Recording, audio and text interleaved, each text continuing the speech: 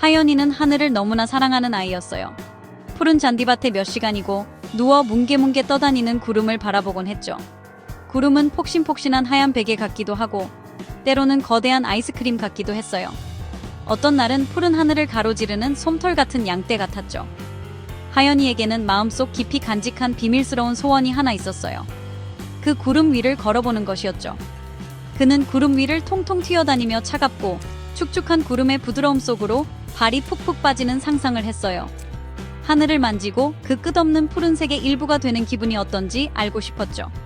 작은 아이에게는 큰 꿈이었지만 솔직히 말해서 하연이가 가장 좋아하는 꿈이었어요. 어느 맑은 오후, 하연이가 구름을 바라보고 있을 때 작고 파란 무언가가 눈앞을 휙 스쳐 지나갔어요. 마치 해가 뜬 직후의 여름 하늘색을 닮은 작은 새였죠.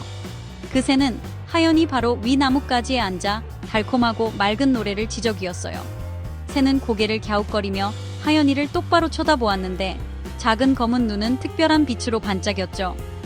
하연이는 새가 그저 노래하는 것이 아니라 자신에게 말을 거는 것 같다고 느꼈어요. 새는 마치 초대하는 듯한 멜로디, 꿈에서만 그리던 모험으로 이끄는 듯한 소리를 냈어요. 그 새는 하연이 마음속에 있는 소원을 이해하는 것 같았어요. 작은 파랑새는 나뭇가지에서 뛰어내려 조금 떨어진 곳으로 날아갔어요. 그리고 멈춰서 하연이를 돌아보며 다시 지저귀었죠. 마치 어서 와, 따라와 라고 말하는 것처럼요. 하연이의 심장이 두근두근 설렘으로 뛰었어요. 이건 뭔가 달랐어요. 이건 마법이었죠. 그는 황홀경에 눈을 크게 뜨고 허둥지둥 일어섰어요. 이렇게 행동하는 새는 본 적이 없었죠. 새가 어디로 이끌지 알 수 없었지만 순수한 기쁨이 마음속에서 솟아났어요. 그는 온몸을 가득 채우는 확신으로 따라가야 한다는 것을 알았어요. 이것은 뭔가 멋진 일의 시작이었죠. 하연이는 아무 생각 없이 맨발로 땅을 가볍게 밟으며 달리기 시작했어요. 리바라는 이름의 파랑새는 그의 바로 앞을 날았죠.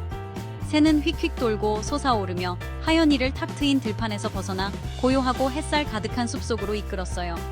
나무들은 키가 크고 오래되었으며 잎사귀들은 바람에 비밀을 속삭였죠. 리바는 마치 어디로 가야 할지 정확히 아는 듯 목적의식을 가지고 나무들 사이를 헤치고 날아갔어요. 하연이는 심장이 두근거렸지만 두려움 때문이 아니라 이제 막 시작되는 모험의 짜릿한 약속 때문이었어요. 그는 꿈에서만 보던 곳으로 이끄는 작은 파란 길잡이를 따라가고 있었죠. 리바는 하연이를 숲속 더 깊이 햇살이 황금빛 액체처럼 쏟아져 내리는 숨겨진 공터로 이끌었어요. 공터 한가운데서 불가능한 일이 벌어지고 있었죠. 단단하고 반짝이는 구름으로 만들어진 듯한 사다리가 땅에서부터 위로 뻗어 있었어요. 사다리는 계속해서 위로 뻗어 올라가더니 드넓은 푸른 하늘 속으로 사라졌죠. 그것은 땅에서는 아무도 볼 수 없는 비밀스러운 길, 하늘로 가는 계단이었어요.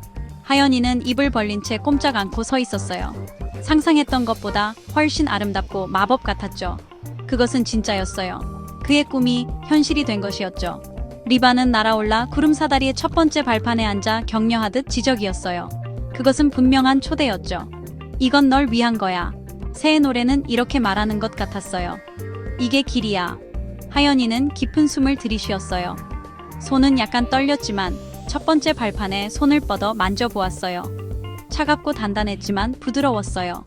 마치 단단해진 짙은 안개를 만지는 것 같았죠. 그는 발을 올려놓았고 사다리는 그의 무게를 완벽하게 지탱해 주었어요. 리바가 바로 옆에서 날아다니는 동안 그는 오르기 시작했고 푸른 잔디와 키 큰 나무들로 가득했던 익숙한 세상을 훨씬 아래에 두고 올라갔어요. 오르는 길은 길었지만 하연이는 피곤함을 느끼지 못했어요. 그는 가볍고 경이로움으로 가득 차 있었죠. 한 걸음 한 걸음 내디딜 때마다 아래 세상은 점점 작아졌어요. 숲은 녹색 점이 되었고 그의 마을은 작은 장난감 집들처럼 보였죠. 그는 공기층을 가로질러 올라가면서 바람이 점점 시원하고 깨끗해지는 것을 느꼈어요. 그는 위를 올려다보았고 눈부신 흰 구름으로 만들어진 도시가 끝없이 푸른 하늘에 평화롭게 떠있는 하늘 왕국이 자신을 기다리고 있는 것을 보았어요. 그곳은 새들이 다스리는 왕국, 노래와 비행의 장소였고 그는 그곳의 첫 번째 인간 방문자가 되려 하고 있었죠. 마침내 그의 머리가 구름 바닥을 뚫고 나왔어요. 그가 도착한 것이었죠. 그는 부드럽고 탄력 있는 표면 위로 몸을 끌어올리고 주위를 둘러보았어요. 그는 순수한 흰 증기로 조각된 웅장한 건물들로 둘러싸인 구름으로 만들어진 거대한 광장에 서 있었죠.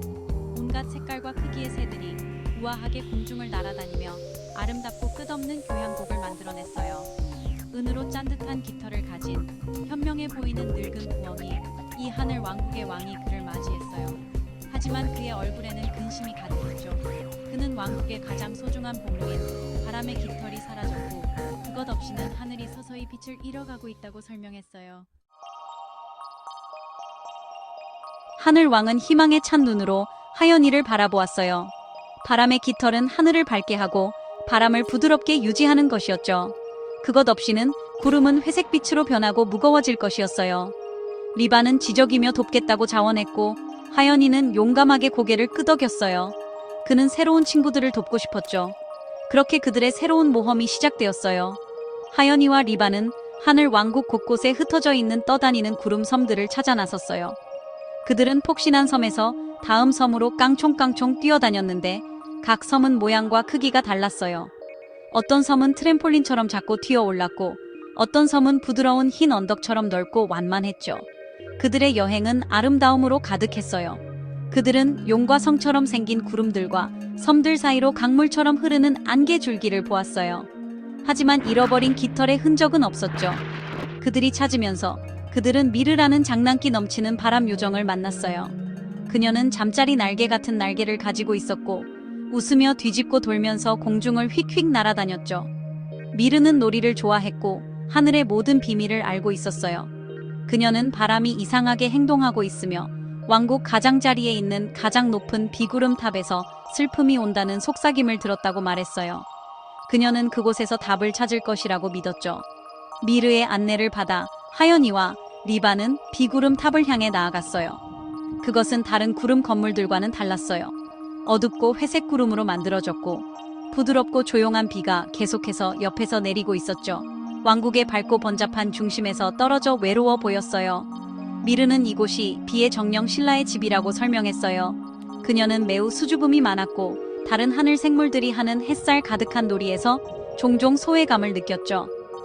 하연이는 외로운 정령에게 연민을 느꼈어요. 그는 그녀의 슬픔이 사라진 깃털과 관련이 있는지 궁금했죠.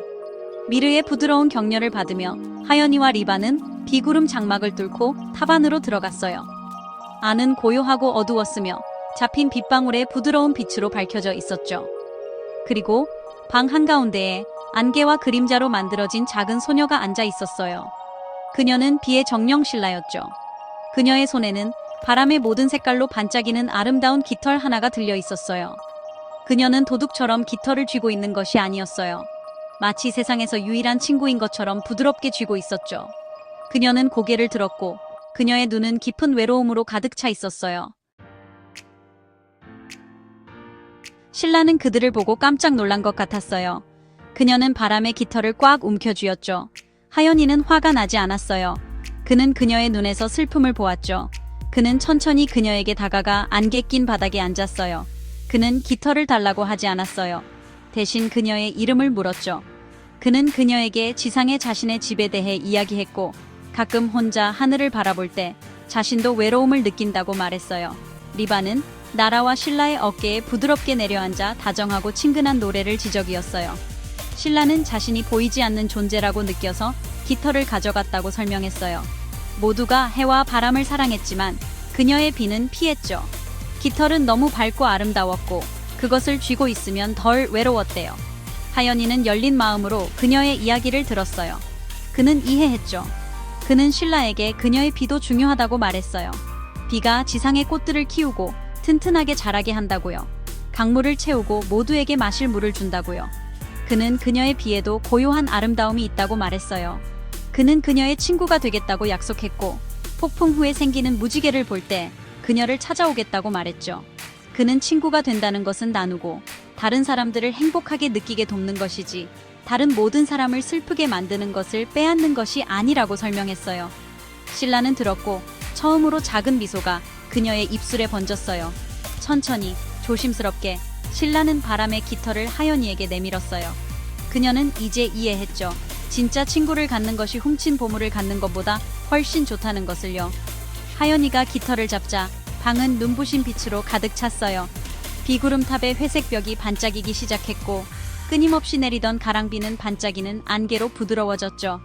신라 자신도 빛나는 듯 보였고 그녀의 모습은 그림자보다는 구름 낀 아침의 부드러운 빛과 같아졌어요.